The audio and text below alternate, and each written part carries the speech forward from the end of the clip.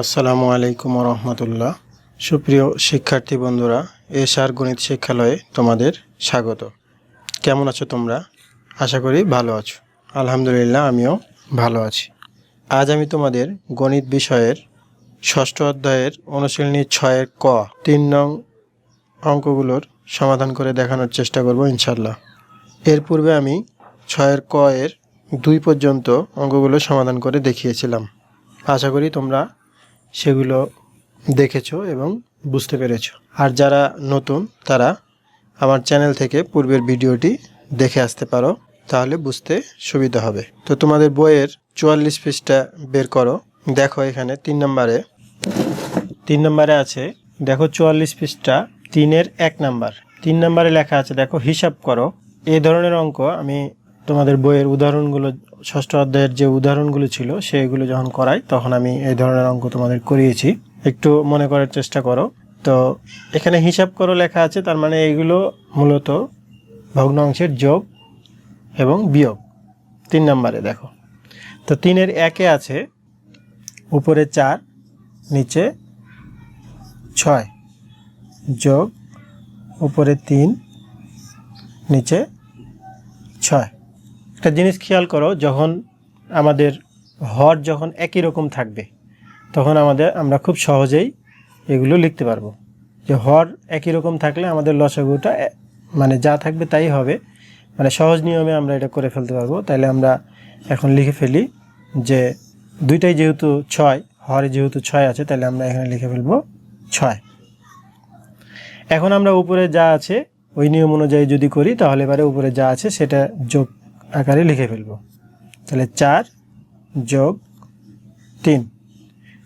মূলত আমাদের যে মূল নিয়মটা ছিল সেই নিয়মেই কিন্তু হচ্ছে, কিন্তু আমরা সহজ যে নিয়মটা জানি সেই নিয়মেই লিখে ফেললাম। যেমন এই মূল নিয়মটা যদি তোমরা খেয়াল করো তাহলে দেখবে যে এখানে 6কে 6 দিয়ে ভাগ করলে পাই 1, 1কে আবার 4 দিয়ে গুণ করলে 4ই হয়। আবার এই 6কে 6 দিয়ে ভাগ করলে পাওয়া যায় 1, 1কে যদি আমরা 3 দিয়ে গুণ করি তাহলে 3 হয়। এরপরে দেখো 4 আর 3 যোগ করলে হয় 7, নিচে যা ছিল তাই থাকবে। 4 আর 3 যোগ করলে 7। তাহলে উত্তরটা আমাদের এখানে পাওয়া গেল 6 ভাগের 7 ভাগ। এটা একটা অপ্রকৃত ভগ্নাংশ। তো এখন এটাকে আমরা মিশ্র ভগ্নাংশে প্রকাশ করব। মিশ্র ভগ্নাংশে প্রকাশ করতে চাইলে আমরা যদি এটাকে ভাজ্য আকারে লিখি, এখানে 7, তাহলে একবার যায় 6কে 6 বিয়োগ করে নামলো 1। এখন আমাদের উত্তরটা লিখতে হবে। উত্তর কিন্তু দুইটা হবে। এখানে মিশ্র ভগ্নাংশ করে যেটা পাবো সেটা একটা লিখব, আর এখানে যে উত্তরটা পেলাম সেটা লিখব। তো আমরা এখানে লিখব যে অতএব নির্ণয় উত্তর। প্রথমে আমরা লিখব উপরে 7 নিচে 6 অথবা 1 সমস্ত এই একটা যাবে উপরে, এই 6 নিচেই থাকবে, 1 সমস্ত 6 ভাগের 1 ভাগ। এরপরে দেখো 2 নম্বরে আছে 1 সমস্ত 3 ভাগের 2 ভাগ যোগ 2 সমস্ত 3 ভাগের 2 ভাগ। তাহলে এখানে দুইটাই যেহেতু মিশ্র ভগ্নাংশ, যেহেতু আগে মিশ্র ভগ্নাংশ আছে, এটাকে আমরা আগে অপ্রকৃত ভগ্নাংশে প্রকাশ করব। যেমন আমরা জানি যে অপ্রকৃত ভগ্নাংশ কীভাবে প্রকাশ করতে হয়। এই হরকে পূর্ণ সংখ্যা দ্বারা গুণ করে গুণফলের সাথে কী হবে, লব যোগ হবে। তাহলে আমরা করে ফেলি 3-1কে 3, 3 আর 2 5, তাহলে উপরে 5 নিচে 3 যোগ 3 দুগুণে 6, 6 আর 2 8 নিচে 3। এখন আমাদের 1 নম্বরে যেভাবে করছিলাম ঠিক ওরকম চলে আসছে। যেহেতু হরে কি আছে 3, তাহলে আমরা লসাগু পাবো কত, 3। এরপরে 5 যোগ 8। এখন 5 আর 8 যোগ করলে 8 5 13, উপরে নিচে 3। এটাও দেখো একটা অপ্রকৃত ভগ্নাংশ। তাহলে এটাকে আমরা এখন মিশ্র ভগ্নাংশে প্রকাশ করব। তাহলে মিশ্র ভগ্নাংশে প্রকাশ করতে চাইলে 13কে আমাদের মানে লবটাকে ভাজ্য আকারে লিখতে হবে, লিখে ফেললাম। তাহলে 3 4 12 বিয়োগ করলে 1। অতএব নির্ণয় উত্তর, প্রথমে আমরা এটা লিখব, উপরে 13 নিচে 3, অথবা 4 সমস্ত 1 চলে যাবে উপরে আর 3 নিচেই থাকবে। 4 সমস্ত 3 ভাগের 1 ভাগ, এটাই আমাদের উত্তর। এরপরে দেখো 3 নাম্বার। 3 নম্বরে আছে উপরে 5 নিচে 6 যোগ উপরে 3 নিচে 6। দেখো 1 নম্বরে যেটা আমরা করছিলাম ঠিক একই রকম কাছাকাছি।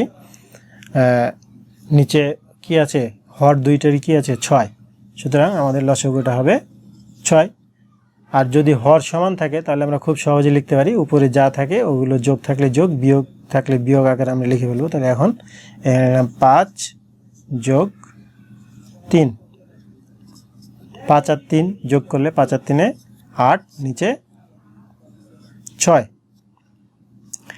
এখন এটাকে আমরা লঘিষ্ঠ আকারে প্রকাশ করে লিখতে পারি। তোমরা জানো লঘিষ্ঠ মানে কি, ছোট আকারে, মানে কাটাকাটি, যেটাকে আমরা বলি কাটাকাটি করতে পারি। তো যদি আমরা এটাকে কেটে দেই 3 দুগুণে 6, এটাকে কেটে দেই 4 দুগুণে 8, তার মানে আমরা 2 দিয়ে ভাগ করলাম, এটাকে 2 দিয়ে ভাগ করে 4 পেলাম, এটাকে 2 দিয়ে ভাগ করে 3 পেলাম। এখন দেখো আমাদের এখানে তাহলে আমরা কি পেলাম, উপরে 4 নিচে 3, কিন্তু এটাও একটা অপ্রকৃত ভগ্নাংশ। এটাকে আমরা এখন কি করব, মিশ্র ভগ্নাংশে প্রকাশ করব। তাহলে এখানে 4, তাহলে একবার যায়, 3 একে 3 বিয়োগ করলে 1। অতএব নির্ণয় উত্তর, একটা হবে এইটা উপরে 4 নিচে 3, অথবা 1 সমস্ত, এই একটা উপরে চলে যাবে, নিচে 3 থাকবে, 1 সমস্ত 3 এর 1। এটাই। এরপরে দেখো 4 নাম্বার। 4 নাম্বারে আছে উপরে 3 নিচে 2 যোগ উপরে 1 নিচে 4। এখন এটাতে, এই অঙ্কটাতে দেখো যে আমাদের লব হর কিন্তু, দেখো হর কিন্তু অসমান। যখন হর অসমান থাকবে তখন আমরা হরগুলোকে আগে কী করব, লসাগু করে ফেলব। যেমন আমরা 2 আর 4-এর যদি লসাগু করি তাহলে কত হবে, দেখো 2 দিয়ে যদি দেই একবার, 2 দুগুণে 4, তাহলে এই 2 আর এই 2 গুণ করলে কত হবে, 2 দুগুণে 4। তোমরা জানো 1 গুণ করলে ওটাই থাকে, তার মানে যদি আমরা এরকম গুণ করি 2 গুণ 1 গুণ 2, তাহলে আমাদের কত আসবে, 2 দুগুণে 4, 2 কে 2, 2 দুগুণে 4। তাহলে লসাগুটা কত লিখতে পারি আমরা, 4। তাহলে লসাগু আমরা পেলাম 4।